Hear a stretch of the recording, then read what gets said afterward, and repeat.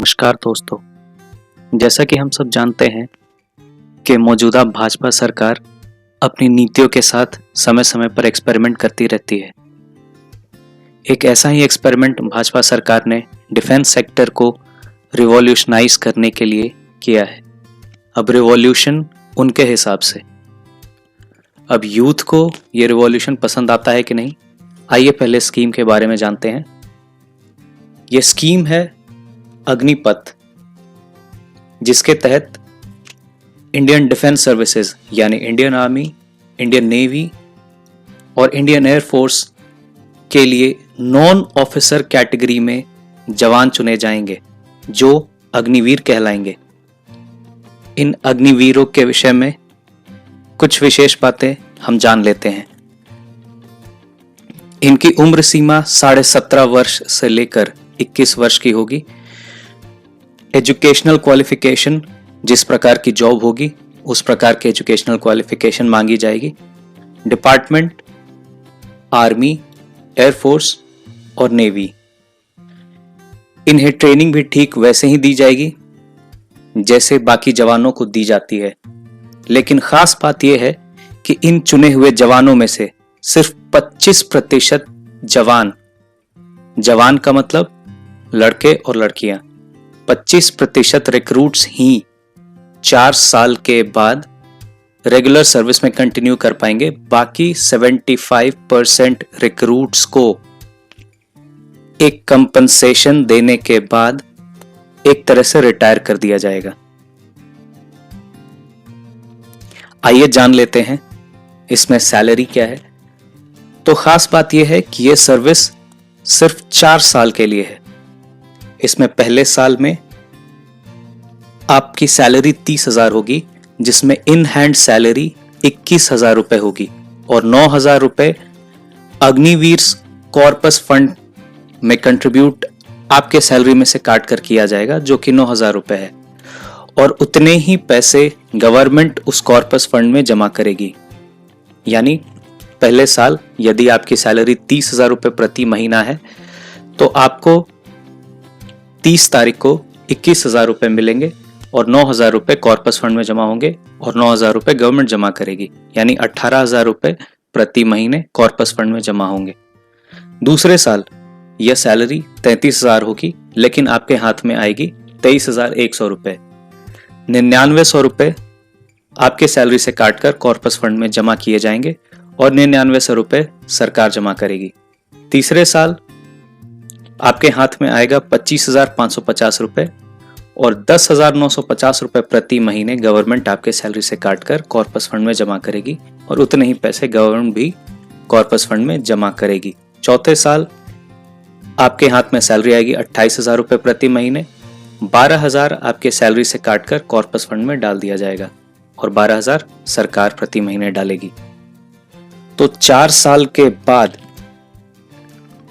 आपके सैलरी से काटकर जो कॉर्पस फंड बनेगा वो है लगभग 5 लाख रुपए और गवर्नमेंट द्वारा जमा किया गया कॉर्पस फंड वो भी लगभग 5 लाख रुपए। तो 10 लाख रुपए के करीब राशि बिना ब्याज जोड़े बनती है, जो 4 साल के बाद यदि आप सर्विस डिसकंटिन्यू करते हैं, आप उन 75% रिक्रूट्स में होते हैं जिन्हें एक तरह से रिटायर किया जाएगा, तो रिटायरमेंट के वक्त आपको बिना ब्याज जोड़े 10 लाख रुपए के करीब मिलेंगे और यदि ब्याज जोड़ दिया जाए तो ये अमाउंट लगभग 11 लाख रुपए के आसपास होगा। आइए स्कीम की कुछ खास बातें जान लेते हैं। तो इस 4 साल की सर्विस के दौरान आपको 48 लाख रुपए का इंश्योरेंस कवर दिया जाएगा। यदि आप घायल हो जाते हैं, चोटिल हो जाते हैं, तो ये राशि आपको दी जाएगी एज कंपनसेशन। इसके अलावा 44 लाख रुपए का एक लाइफ कवर होगा।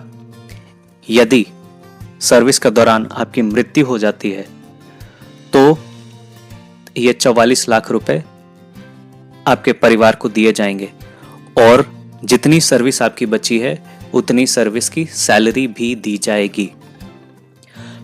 पहले साल में गवर्नमेंट ने अनाउंस किया है कि 46,000 यूथ को वो इस स्कीम के तहत डिफेंस सर्विसेज में लेगी।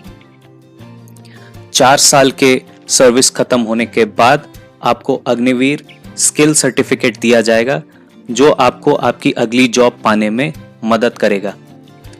इस स्कीम के तहत गवर्नमेंट आने वाले 1.5 साल में 10 लाख से ज्यादा रोजगार देने की योजना बना रही है। अब सवाल ये कि इस स्कीम की जरूरत पड़ी क्यों? तो सबसे जरूरी बात, हम अपने डिफेंस बजट का एक बड़ा हिस्सा डिफेंस पेंशन पे खर्च कर रहे हैं, जो लगभग हमारे बजट एक्सपेंडिचर का 1/4 है।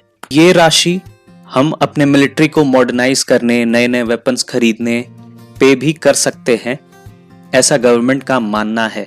तो इस पेंशन के खर्चे को कम करने के लिए इस स्कीम को लाया गया है। एक हिडन रीजन ये भी हो सकता है कि आने वाले समय में कई राज्यों के विधानसभा चुनाव और 2 साल के बाद लोकसभा चुनाव भी हैं।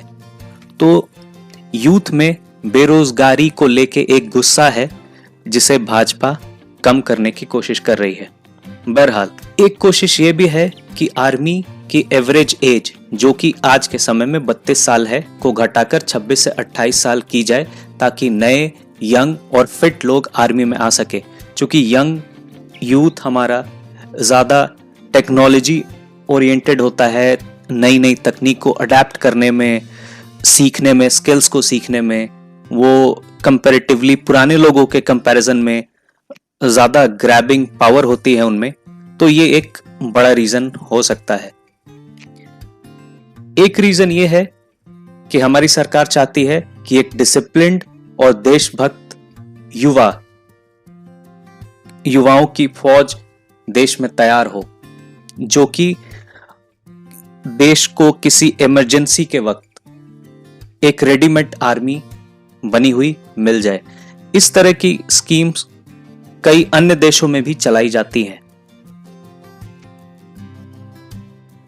इसका एक बड़ा फायदा यह भी है गवर्नमेंट के हिसाब से कि एक यंग एज पे जब हमारे यूथ इस 4 साल के सर्विस के बाद रिटायर होंगे, तो उनके पास रिटायरमेंट के वक्त जो कॉर्पस से मिले हुए पैसे हैं, जो 11-12 लाख रुपए मिनिमम होंगे और 20 लाख तक हो सकते हैं depending on your savings during your job, तो उस कॉर्पस को यूज करके, उन पैसों को यूज करके या तो आप अपने आगे की पढ़ाई को जारी रख सकते हैं या फिर कोई स्वरोजगार कर सकते हैं। और जब आप रिटायर होंगे तो आपकी आयु 21 साल मिनिमम होगी और 22-23 वर्ष के आप हो सकते हैं। तो अन्य सरकारी जॉब या प्राइवेट सेक्टर में जॉब की तैयारी के लिए आपके पास पर्याप्त समय होगा, ऐसा गवर्नमेंट का मानना है। इसके अलावा सरकार ने यह भी कहा है कि अग्निवीरों को civil defence, central police, paramilitary जैसे ऑर्गेनाइजेशंस में रिक्रूटमेंट में बहुत तवज्जो दी जाएगी। पर इस स्कीम की कुछ बुराइयां भी हैं। कुछ डिफेंस एक्सपर्ट्स का मानना है कि युद्ध के लिए एक सैनिक को तैयार करने में मिनिमम 2 साल की ट्रेनिंग लगती है। ऐसे में इस 4 साल के सर्विस में 6 महीने की ट्रेनिंग जो दी जाएगी, वो किसी भी युवा को लड़ाई में, युद्ध के मैदान में खड़े होने के लिए पर्याप्त नहीं होगी। दूसरी बात कि इस स्कीम के तहत रिक्रूट किए गए युवाओं में 75% 4 साल के बाद एक तरह से बेरोजगार हो जाएंगे और ये 75% युवा मिलिट्री ट्रेंड होंगे। तो यदि इनके स्किल्स को ठीक ठाक यूज नहीं किया गया या इन्हें रोजगार के अवसर नहीं मिले, तो इनकी ट्रेनिंग समाज के लिए एक चैलेंज भी बन सकती है। डिफेंस एक्सपर्ट्स का यह भी मानना है कि सेना जो है वो रोजगार नहीं है, वो एक सेवा है। नाम नमक निशान। एक सैनिक एक जज्बे के साथ जीता है, लेकिन एक ऐसा युवा जो सेना में तो है लेकिन उसे हर पल अपने भविष्य की, अपने रोजगार की चिंता सता रही है, तो वो अपना 100% सेना को या वायु सेना को या थल सेना को, जल सेना को नहीं दे पाएगा, ऐसा डिफेंस एक्सपर्ट्स का मानना है। और कई एक्सपर्ट्स का यह भी मानना है कि सरकार कहती तो है कि डिफेंस के लोग रिटायर होने के बाद अलग अलग सर्विसेज में ज्वाइन कर जाते हैं, कॉरपोरेट्स उन्हें और एब्जॉर्ब कर लेती है, लेकिन रियलिटी में ऐसा होता नहीं है। तो अब देखना यह है कि इन 4 साल के लिए ट्रेन किए गए या 4 साल की सर्विस वाले अग्निवीर्स को कैसे गवर्नमेंट बॉडीज या कॉरपोरेट बॉडीज एब्जॉर्ब करते हैं। ये वक्त ही बता पाएगा कि ये पॉलिसी, ये स्कीम हमारे देश के लिए कितनी उपयोगी होगी, कितनी घातक होगी। इसलिए क्योंकि मसला यहां डिफेंस का है। On this note, the story teller signing off.